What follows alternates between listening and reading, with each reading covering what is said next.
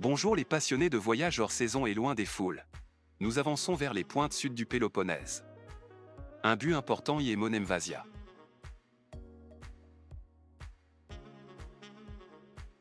Le cap Malia offre des curiosités géologiques et deux chapelles.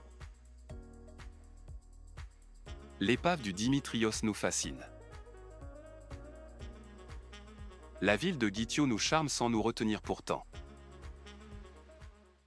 Le propriétaire du camping Zaristi est très engagé et donne des conseils sur toute cette partie du Péloponnèse. Il nous conseille donc aussi une route vers le sud de l'Index pour ce 20 mai 2022, il s'agit en gros de rester le plus près de la mer. Au début, cela ne marche pas car il faut passer le col de Pirgoudi pour rejoindre Focchiano. Ce n'est qu'une plage et quelques maisons vouées au tourisme naissant grâce à la nouvelle route. L'arrière de la plage est plein de campeurs allemands qui ont au moins passé une nuit ici. Les maigres tamaris n'offrent que très peu d'ombre, il n'est même pas possible de mettre un petit camion comme le nôtre hors du soleil. Le lagon à l'arrière de la plage est un véritable nid à moustiques. Notre route monte et offre des vues plongeantes sur la mer Égée.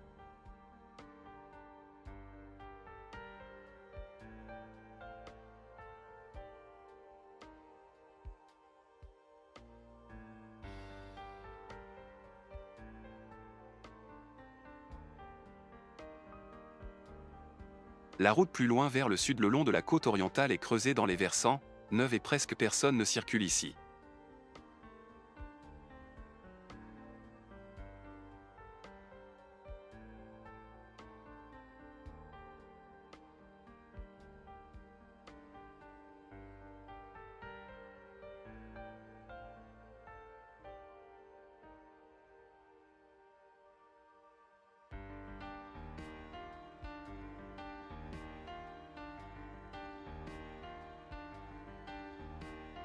Le col mène sur un plateau inhabité et vanté qui ressemble aux Causses au sud des Cévennes. Ce n'est que de loin que tout cela a l'air plat. S'arrêter ici est un vrai souci car il n'y a que des pistes forestières barrées. Par miracle, nous trouvons une place à l'écart de la route après le village de Pistamata et la chapelle Agios Konstantinos Kaieleni au croisement près de l'Ampocampos.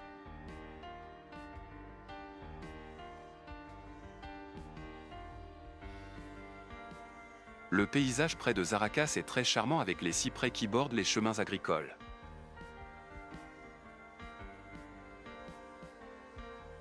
On descend finalement vers le village de Métamorphosie et vers une énorme plaine agraire. Elle s'étend entre Molawa et Sikia et elle est essentiellement couverte d'oliviers. La route descend en lacet, en bas on tourne à gauche en direction de Monemvasia. On traverse les énormes étendues d'oliviers. Pourtant, la Grèce n'est pas le premier producteur d'huile d'olive, l'Espagne avec 40% et l'Italie avec 20% viennent devant. La Grèce vient en troisième position avec environ 18%. Après la longue route par divers cols, nous arrivons vers un autre but majeur de notre voyage en Grèce. Voyons d'abord le rocher en venant du nord. On ne voit des maisons que sur la terre ferme. On s'y rend par une route qui occupe l'isthme reliant Monemvasia au Péloponnèse. Nous nous garons sur le grand parking de l'isthme alors que la route avance encore d'1 kilomètre vers la ville. Cette route sert aussi de parking à ceux qui espèrent y trouver de la place. Cela génère en tout cas beaucoup de circulation inutile. Le sentier pédestre au-dessus de la route est barré en mai 2022 pour des raisons que nous n'arrivons pas à déchiffrer. Nous arrivons donc vantés et transpirants à la porte ouest de la ville fortifiée. On avait des projets de randonnée autour de la petite presqu'île de Monemvasia, mais un fort vent nous oblige à rester sagement au sud du rocher et majoritairement intramuros.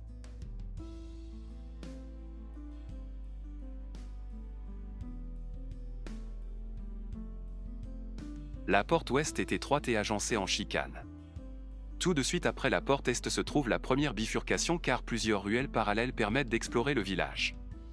Tous les locaux au rez-de-chaussée sont voués au tourisme, on ne trouve que des bars et des ventes de souvenirs chinois. Les autres étages sont soit des locations ou carrément abandonnés. Rares sont les maisons vraiment rénovées. Plus on monte, plus on passe des ruines. Nous prenons la route montante et aboutissons sur la place centrale de la cité et sur le parvis de l'église Elkomenos Christos. C'est une basilique à 3 nefs avec dôme, avec 3 absides semi-circulaires à l'est et un narthex voûté à l'ouest. Plus haut se trouve l'église de Panagia Myrtidiotissa, c'est celle visible en haut avec le dôme blanc. Cette basilique à nef unique est construite dans la deuxième période de la domination vénitienne, 1690 à 1715.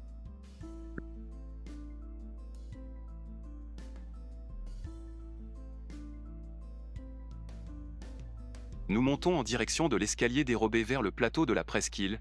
Il fait cependant trop chaud et nous craignons d'y être soufflés par le fort vent.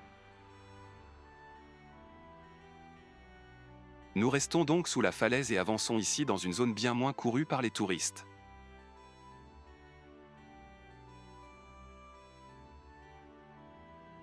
Parmi les nombreuses ruines se trouvent aussi beaucoup de chapelles, dont on ne connaît même plus le nom. C'était une chapelle byzantine à nef unique, elle est intégrée à une maison à un moment tout aussi inconnu.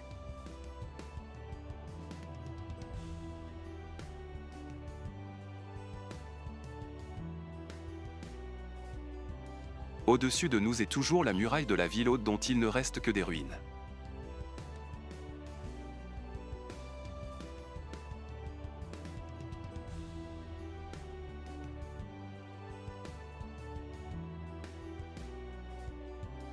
On chemine par divers ruelles vers l'est de la ville intramuros.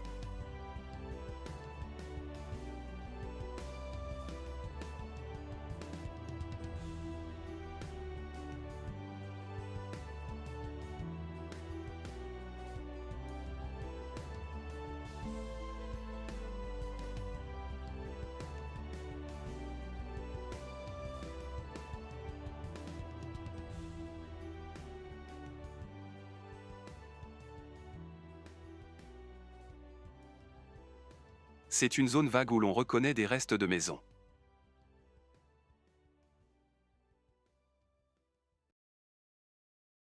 Nous arrivons au mur d'enceinte est récemment rénové, nous en parcourons une partie. Ce mur oriental, segment de l'enceinte fortifiée de la ville basse, est un mur défensif rectiligne, d'une longueur totale de 81 mètres. Toute sa longueur est parcourue par un parapet à merlons et emplacement de canons.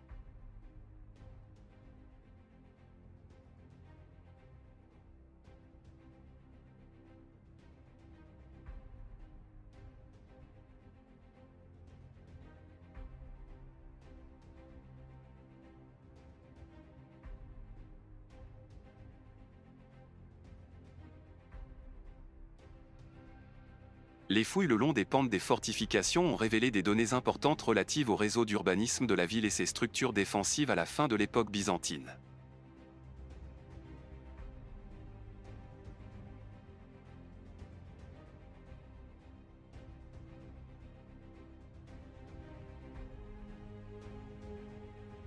Intérieurement, le mur porte un chemin de ronde à gradins pour faciliter les déplacements des défenseurs et l'accès à l'étage supérieur de la tour.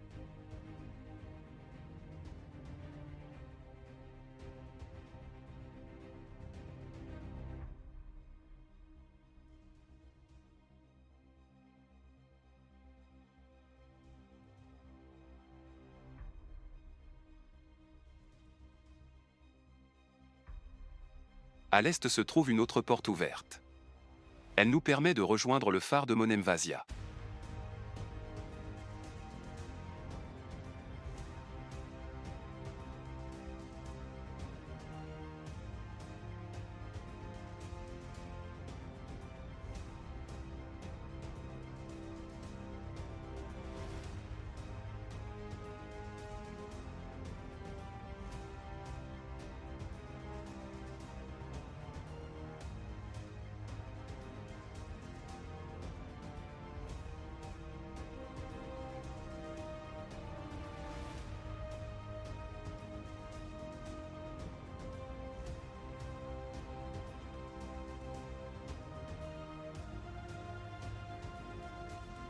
Il date de 1896 mais il tombe en ruine dès les années 1990.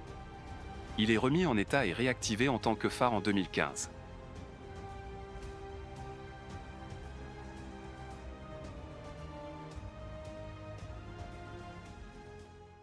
Nous revenons ensuite intramuros et restons près du mur sudé du rivage pour revenir vers l'ouest. On arrive à une autre grande place. L'église Chrysafissa sur la place éponyme semble fraîchement rénovée et forme un beau contraste face à la mer bleue et les maisons de couleur roche.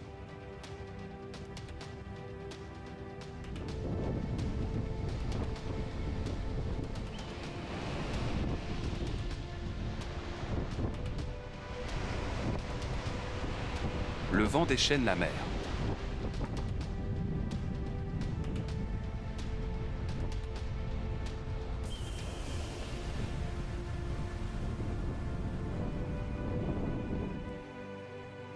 Nous continuons donc vers l'ouest.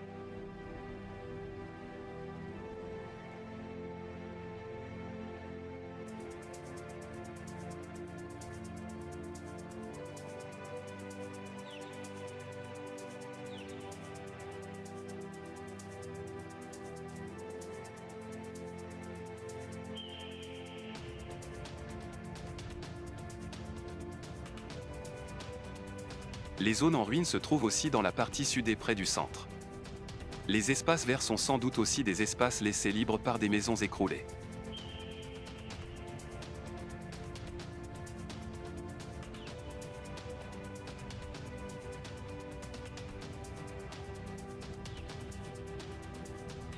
Encore une église inconnue.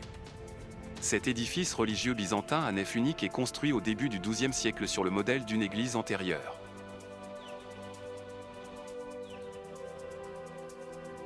Des traces de peinture murale et d'un dallage en opus sectile sont conservées à l'intérieur.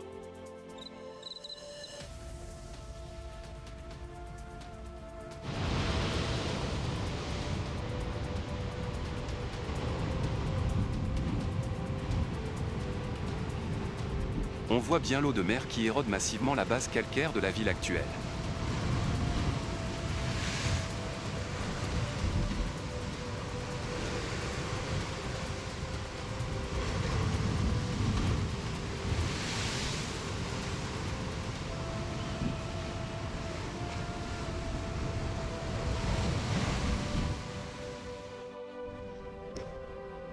Nous revenons sur nos pas et nous traversons le village sur la ruelle la plus basse non sans nous perdre dans des cul-de-sac.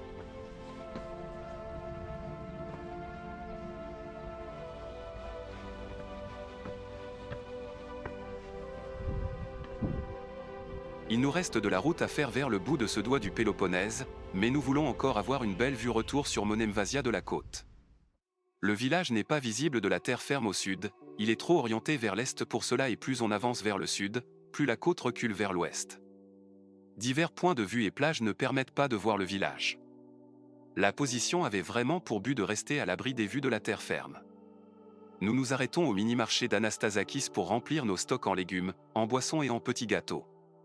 Nous voyons alors que nous sommes désormais dans le bon axe pour voir la cité de Monemvasia. Il ne reste plus qu'à trouver un endroit ouvert un peu plus loin.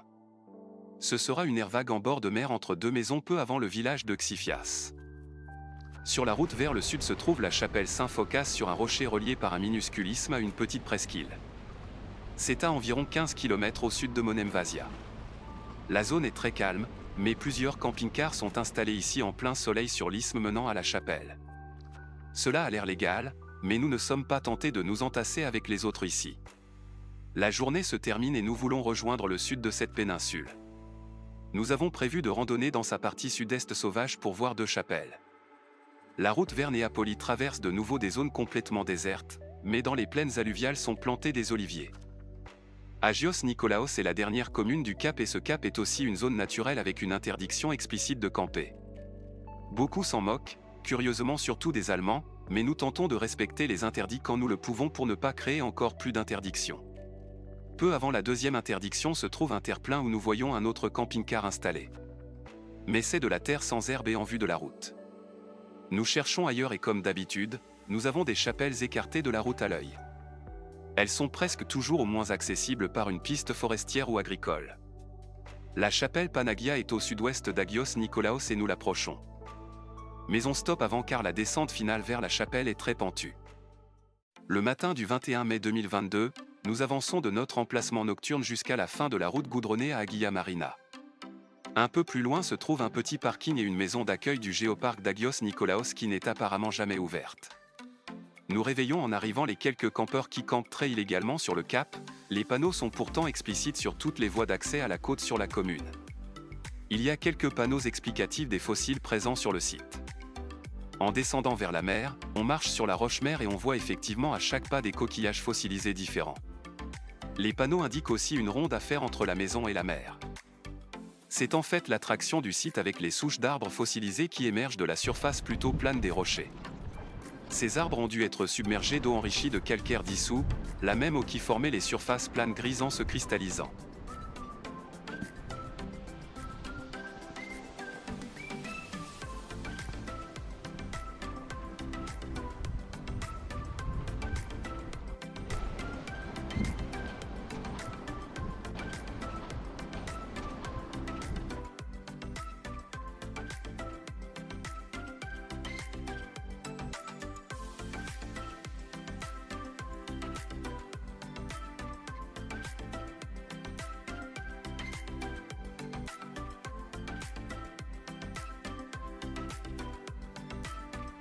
À quelques mètres du rivage se trouvent des troncs vides formant des trous d'un demi-mètre de diamètre et profonds de quelques mètres. Ces ouvertures communiquent avec la mer et le ressac des vagues fait remonter la surface de l'eau dans ces tubes verticaux. Parfois c'est au point de faire jaillir l'eau par le tronc fossilisé. Ces petites fontaines nous rappellent les bufones du nord de l'Espagne, le système physique est le même. Mais la formation de la roche est bien différente.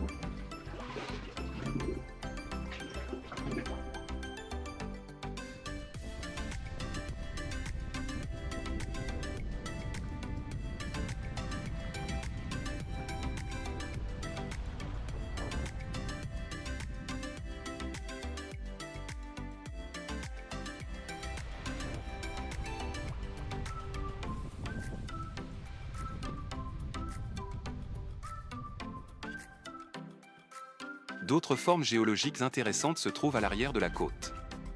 Des pitons rocheux de différentes tailles et fortement érodés ressemblent un peu aux murs de Fort Calquier. Nous voulons randonner vers la chapelle Aguilla Irinis. C'est une trotte de 2 heures pour une direction. Le défi est le dénivelé d'au moins 400 mètres sans réel gain d'altitude dans un versant orienté plein sud. L'allée se passe très bien puisque nous partons comme prévu à 8 heures du matin. La rando a un autre défaut, la première moitié est sur une piste sans intérêt que l'on pourrait faire en voiture si on avait un 4x4. Après 1 heure de marche, nous arrivons au bout de la piste et nous sommes heureux de retrouver un chemin de randonnée. Il est cependant assez exigeant. D'une part, il présente des montées et des descentes assez pentues et fréquentes, d'autre part, il y a plusieurs passages assez exposés au vide. Ce n'est pas difficile en soi, mais combiné à la durée et à la chaleur, on doit rester concentré tout le long du chemin. Le matin, notre versant est encore majoritairement à l'ombre.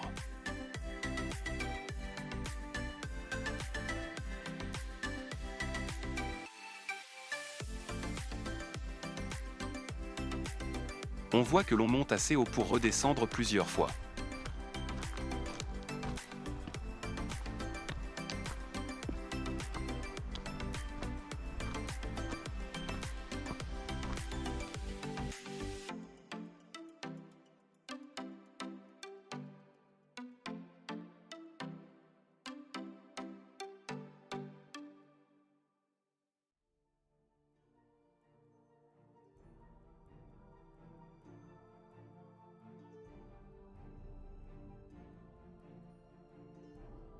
On voit la chapelle Aguilla Irinis dès le deuxième tiers du chemin, mais il reste encore quelques arêtes rocheuses à franchir. On arrive à la chapelle blanche après une dernière remontée. Nous passons cependant cette chapelle pour rejoindre la deuxième quelques minutes plus loin. Nous repasserons à la première chapelle au retour. Nous arrivons en 5 minutes près d'Agios Georgios, mais on ne voit d'abord que des ruines dont une chapelle dont la moitié a sombré du versant. Ces ruines sont le reste des monuments monastiques détruits au fil du temps par les forts vents régnant sur cette côte. Saint-Georges a été construit au début du XVe siècle. En avançant à gauche de la chapelle en ruine, on marche sur une surface plane avec un muret au bout. On voit d'ici enfin la coupole blanche de la chapelle rénovée.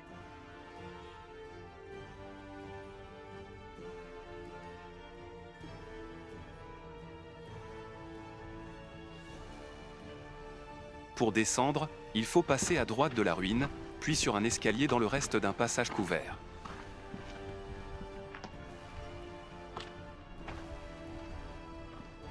Le parvis est banal, l'unique entrée ouverte à la chapelle se trouve ici.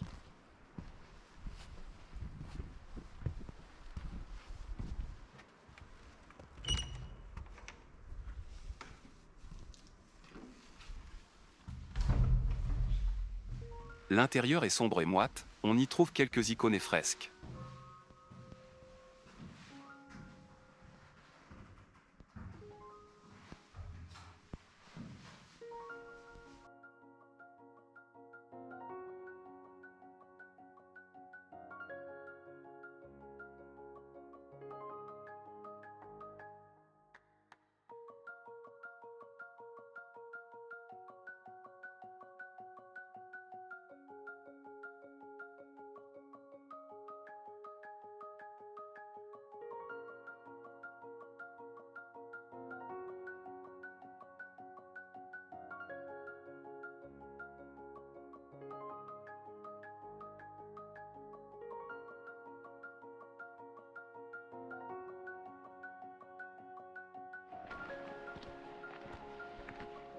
Nous remontons vers Agia Irinis.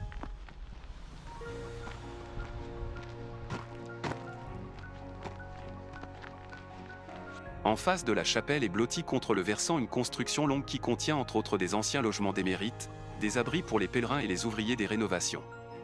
On y trouve aussi le logement de la gardienne. La cellule en pierre du moine Calogrogiani, selon la tradition, y est aussi conservée. Le site n'est pas utile pour une randonnée puisque l'on ne peut faire que l'aller-retour à la chapelle. Mais c'est un endroit très reculé et solitaire pour se ressourcer. On ne peut pas arriver ici à l'improviste pour passer la nuit, il faut avant demander l'autorisation à la paroisse d'Agios Nikolaou. Il n'y a aucune restauration sur place. Et il n'y a pas d'eau potable. Quand nous arrivons, une jeune femme allemande est en train de partir. Elle a passé 2 nuits ici à contempler les vagues, la mer et les étoiles la nuit. Elle a aussi longuement parlé avec la gardienne. Celle-ci parle bien anglais, même si elle répète que son anglais est mauvais. La chapelle est toute blanche et fait honneur à celle de Santorin. Elle est composée d'une petite nef unique surmontée d'une coupole. Elle a été construite à la fin du XIXe siècle sur les ruines d'un temple plus ancien. La gardienne nous remet un texte en anglais relatant l'histoire du lieu, elle nous ouvre la chapelle et nous permet de monter sur le toit de la citerne portant le clocher-mur traditionnel grec. Il porte 2 cloches, la plus petite est curieusement offerte par la ville de Karachi au Pakistan.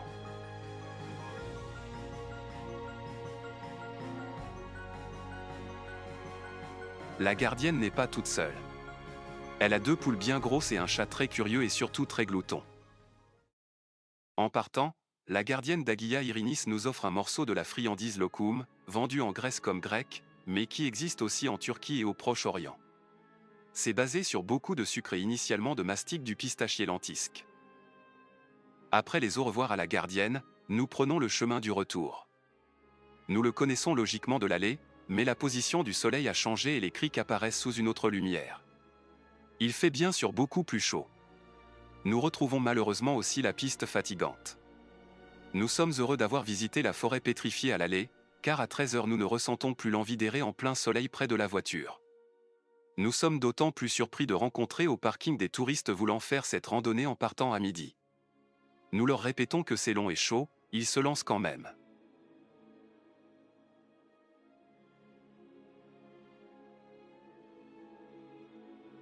Petite route le long de la côte occidentale en direction de Gitio sur le doigt central du Péloponnèse.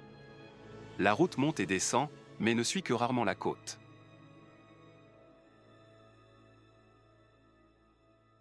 Peu avant notre destination, sur la plage de Valkati, se trouve un navire échoué.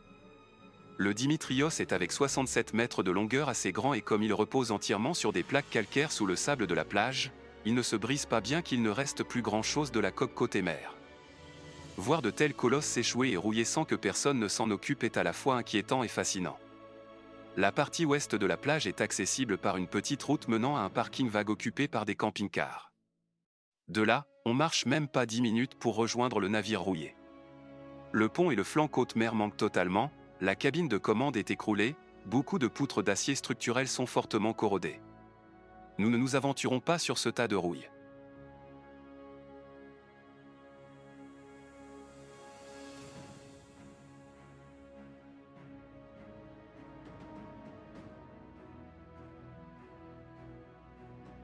Le 4 décembre 1980, le navire se nommant Cornelia à l'époque, se trouve dans le port de Gitio lorsque son capitaine doit se rendre d'urgence à l'hôpital. Pendant que le capitaine était hospitalisé, le navire est resté au port jusqu'en juin 1981. Les autorités portuaires de Gitio décidèrent alors d'amener le navire à la rade devant le port. Lors d'une tempête le 23 décembre 1981, le navire se détache et échoue sur la plage de Valtaki. Le nom Cornelia s'est estompé et aujourd'hui le navire est connu sous l'ancien nom de Dimitrios. Le navire était construit en 1950 et servait d'abord en Scandinavie sous le nom de Klintholm.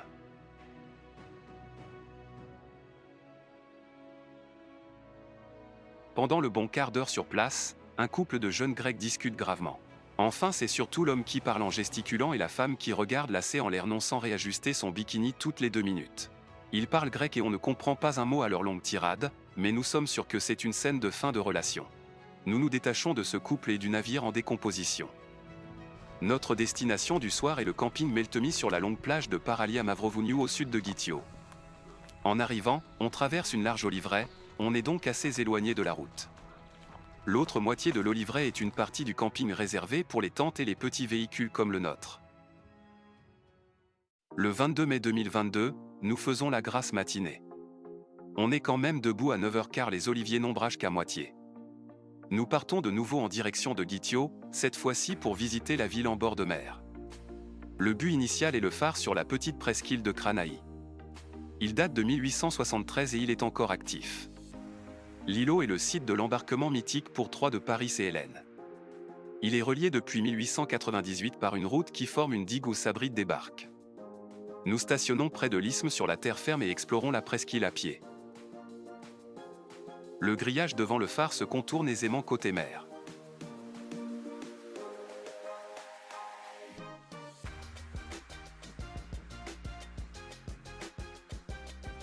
L'île est dominée au centre par la tour de Xanotakis Grigorakis, construite en 1829. Aujourd'hui, l'immeuble abrite le musée historique et ethnographique de Man qui est cependant fermé en permanence. L'immeuble joue un rôle important dans les débuts de la révolution grecque contre l'occupation turque. Du côté nord, derrière le musée, se trouve une forêt avec une bonne vue sur la ville de Guitio.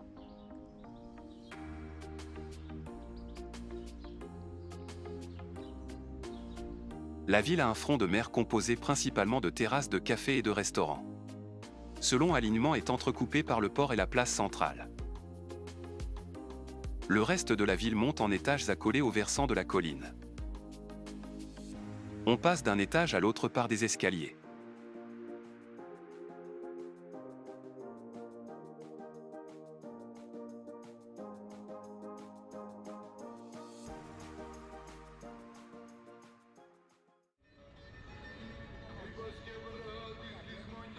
Le pêcheur sur le bateau répare quelque chose en écoutant de la musique populaire grecque qui a une consonance fort turque. Avec Guitio, nous sommes sur le chemin du Magne, la région emblématique appelée Mani en grec et dans la grande partie d'autres langues. Des liens se trouvent à la fin de la vidéo et dans la description. À bientôt sur Voyage hors saison.